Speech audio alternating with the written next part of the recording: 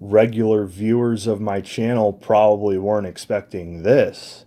So it might not seem like I listen to rap, and I don't really, not a whole lot, because there's a lot of bad rap out there, but there is good rap out there too. And you know what? As far as I'm concerned, I can listen to just about anything as long as it's good.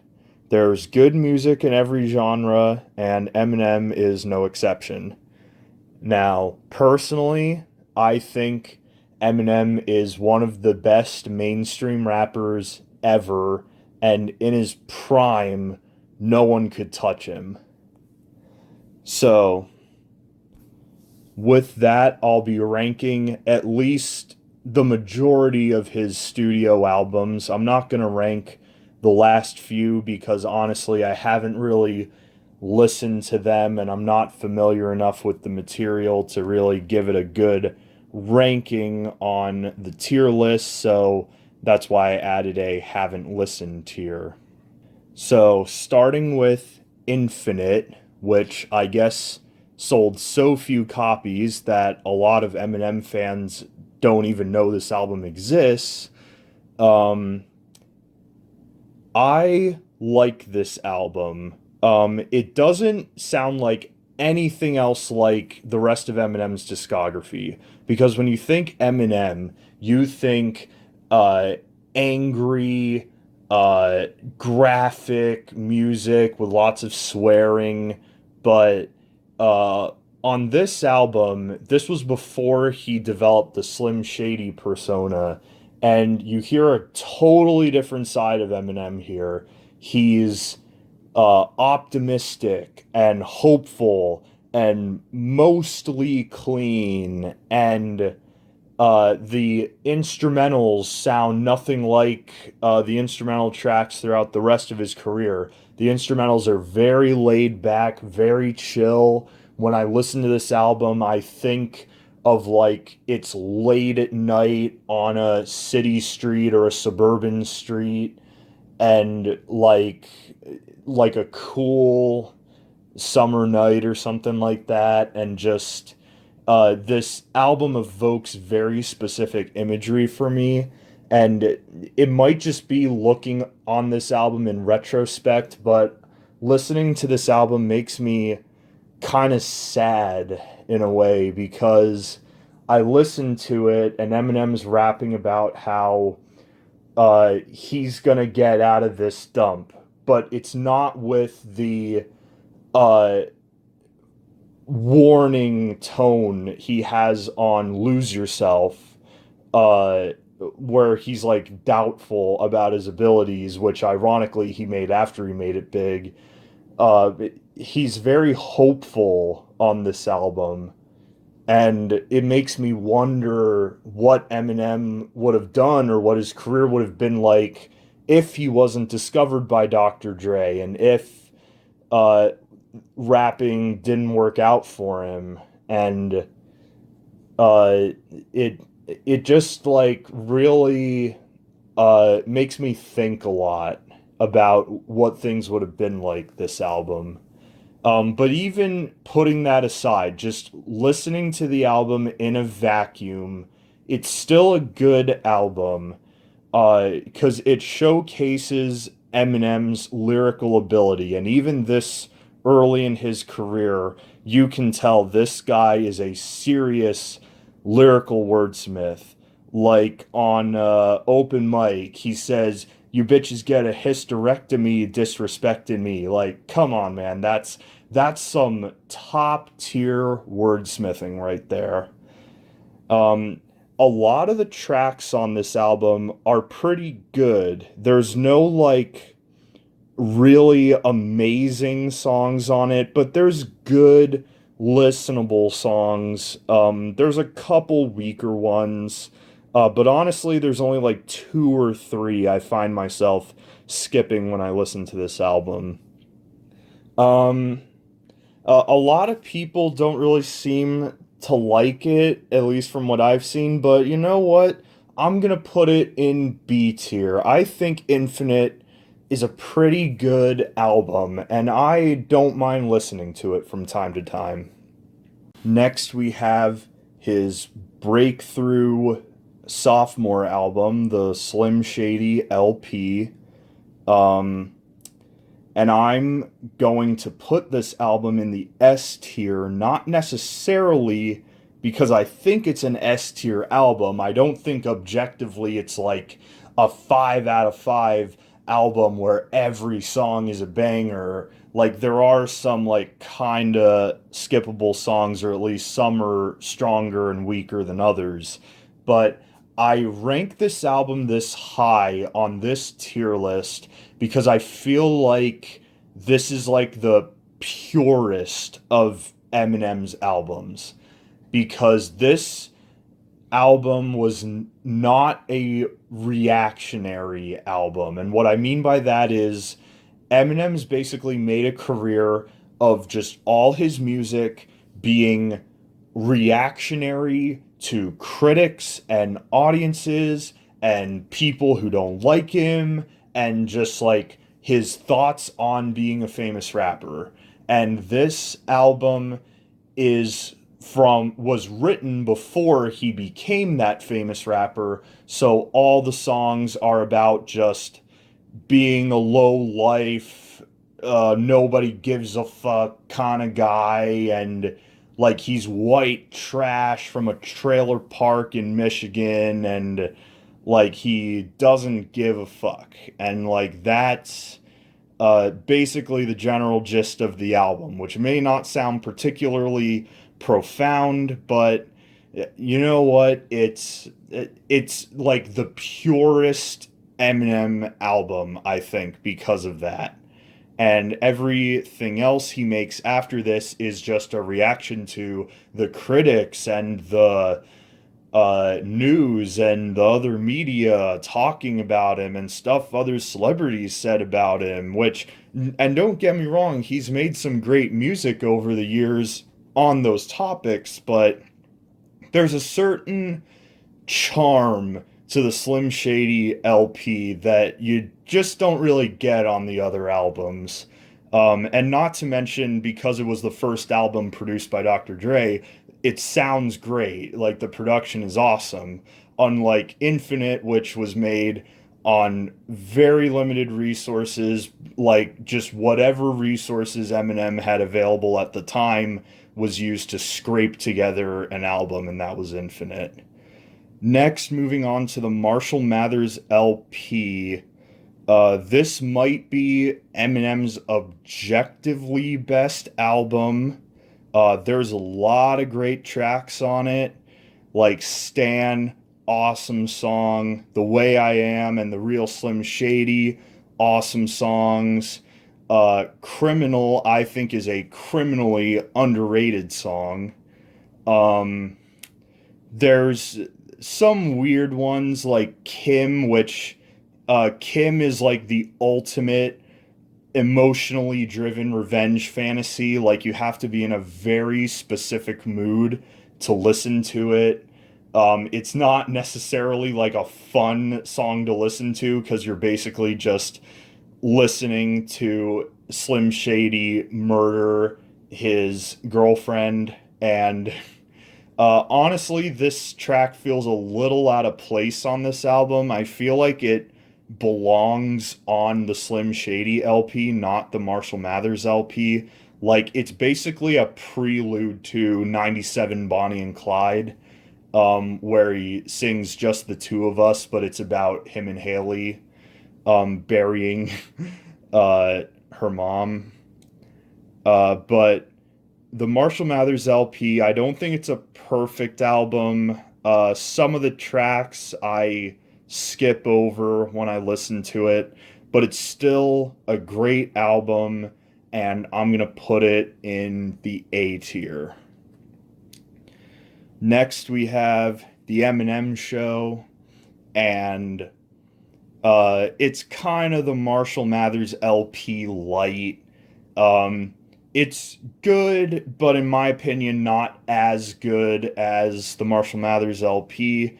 There's good songs on it, like Cleaning Out My Closet and Without Me. I really love Without Me, one of my favorite Eminem songs. Um, but overall, I find myself skipping a lot of tracks when I listen to this one, so B tier. And next we have Encore and Dear Lord. Encore. Here's the thing with Eminem, and you know what? I'm convinced that uh Todd in the Shadows prediction or uh guess of what happened to Eminem was probably the case. The aliens from Space Jam stole all of his rapping abilities and just made he because seemingly overnight, or at least over the course of 6 months to a year, he went from one of the best mainstream rappers to one of the worst mainstream rappers. Because 1999 to 2003, Eminem was unstoppable. No other mainstream rapper could match him in terms of flow, lyrical creativity, vocabulary, comedy, controversy, and energy. But then 2004 happened, and just all of a sudden, everything he made was shit. Like, I'm gonna look at the track listing of Encore here. Because you have Evil Deeds, which is not great. Um, like Toy Soldiers is okay. Puke is bad. Rain Man is, I guess it's meant to be a silly song, but it's objectively pretty bad. Like, the second verse is funny when he raps about is it like gay to put your penis in a man's butt, but by accident, or whatever that song was about. Big Weenie is just immature and dumb, and not immature in a good way. It's just dumb. Just Lose It is dumb. Ass Like That is pretty universally agreed upon to be one of Eminem's worst songs. Mockingbird is okay. But you just have all these immature tracks that are just like really not fleshed out, and his flow isn't good on a lot of the songs, and even the beats aren't that good. I'm putting it in D tier because it's not a total train wreck. There is some listenable stuff on here, and Rain Man is kind of funny to listen to every once in a while, but it's just not good. I don't think. Because Eminem's decline really started with that album. Because he didn't release any other albums for 5 years after that. And in the meantime, his only musical credits were just subpar guest verses on other people's songs. I think the first Eminem song I ever heard in my life was Akon Smack That Dirty, whatever the song's called. And it's just like a really subpar verse, and I'm like, oh, who's this Eminem guy? Who cares? And I didn't listen to Eminem when I was younger. I didn't start getting into him until around 2014 or 2015 or so, believe it or not. So like I was there, but not really there. Because I remember when Recovery came out, and we'll get to that in a little bit. But in the meantime, we have Relapse, and I'm gonna dump Relapse into the F tier. I really don't like any songs on this album at all. Um, Even like Beautiful, which is supposed to be like the emotional ballad, it just doesn't strike a chord with me, and Just all the songs on it are just not good. I can't even like explain why it's not good. 'Cause like Encore was at least entertainingly bad, but like Relapse is just unlistenable for me. And even Eminem, I don't think looks fondly on this album because I remember seeing an interview where someone was asking about Relapse, and they asked him like, "I heard you don't like Relapse very much," and he said, "Well." At the time when we made it, I was happy with it, but then like a year later, I re-listened to it and I'm like, you know what? I should have done so much different on this. So, uh, I really don't want to talk about this album anymore. Next, we have Recovery, which it's okay. I'll put it in the C tier. Um, there's a lot of radio friendly songs on this album, like Not Afraid and uh, Love the Way You Lie. I remember No Love was a big song in school. Like all the kids were playing that song and trying to rap along to it and singing the chorus of No Love. And I thought at first, again, at this point, I wasn't really an Eminem fan. So I'm like, why are they using No Love as a sample? I mean, What is Love by Hadaway, because I'm like, this is What is Love by Hadaway, but it wasn't until years later that I really appreciated how good the use of that sample was in that song. And now, No Love is one of my favorite Eminem songs. And it's kind of interesting how the lyrical content changes on this album.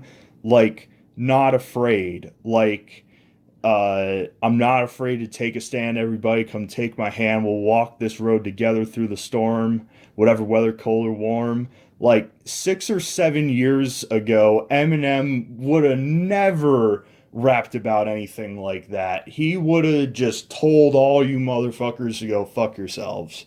But I guess he was trying to show that he's changed and stuff, and I don't know. There's some good songs, a lot of skippable songs. It's okay, C tier. And then the last album I'm going to be ranking on this tier list, because honestly, I stopped following Eminem after the Marshall Mathers LP2, is the Marshall Mathers LP2. And I like this album. I used to consider it on par with the first Marshall Mathers LP, but over time, um, my view on it has kind of moderated, and I feel like there's more filler tracks on it. So I used to think it was on par with the first one, but now I think it's more B tier, which is still pretty good. I think it's a pretty good album. You can tell Eminem did a lot of growing up on this album, and I really appreciate how honest he is on this album.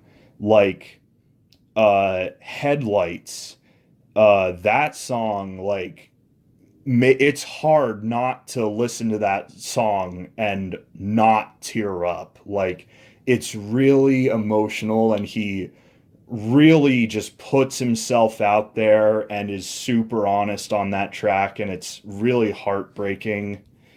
Um, since this album was produced by Rick Rubin, or at least a lot of tracks on it were, there's a lot of rock samples that sound a little out of place for Eminem. Like Berserk is a decent kind of party song. So far, uses that samples from that Joe Walsh song, Life's Been Good. Um, yeah, Rap God, of course, is a classic Eminem track now. Besides the fast part where he raps really fast, like the whole song, there's a ton of clever wordplay there. There's a lot of funny callbacks and disses, and it's a bit long, but it's a really fun song to listen to. Um, Overall, I like this album, and oh, and I forgot to mention the first track, "Bad Guy." Really, especially the last 2 minutes, that final verse was really like, whoa, that was heavy. That hits you really over the head. Um, but yeah, I have not listened to the last few albums that came out. I heard Revival was really not great, so I was kind of discouraged from checking it out. And the remaining albums, I've just kind of not really shown much interest in. If you guys think his remaining albums are worth checking out, let me know, or at least what the good tracks would be. But with that, that's going to conclude my Eminem tier list for now. As far as my closing thoughts on Eminem, I uh, I really did not want to listen to Eminem stuff for a long time. Again, because he was a rapper and I didn't generally like rap. But you know what? When I finally did check out his stuff, I found it was really great music. And at least part of what makes Eminem great is he's not afraid to be himself, and he's not afraid to just go there and put himself out there and be unique and just not care what other people think of him. And he raps about this a lot, where a lot of pop music, especially, well, I was going to say especially nowadays, but really the last several decades, it's been like this. A lot of pop music is like interchangeable between artists. Like you'll hear about a Rihanna song that was originally written to be a Beyonce song, and it was shown to Katy Perry before it made its way to Rihanna, and Katy Perry didn't want it, so that's why Rihanna wound up doing it.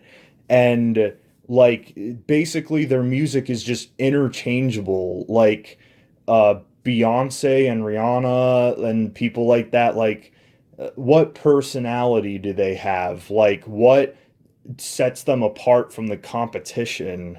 Like uh we don't know anything about them, and I their image is so fake. And Eminem isn't fake. You can say a lot of things about him, but he's not fake. He's not afraid to be himself. And kind of a weird comparison, but kind of like Michael Jackson. What sets Michael Jackson apart from a lot of other pop acts from the time was he wasn't afraid to be himself. He wasn't afraid to be daring and do some crazy ideas, and he had a distinct vision, and he just went for it. And because of that, I will always have a lot of respect for Eminem, even if the quality of his discography is mixed, to say the least. But when he's on his A game, he is on his A game. And you know what? You can never take that away from him. So, yeah, thanks for watching. And if you disagree with any of my opinions, feel free to let me know in the comments.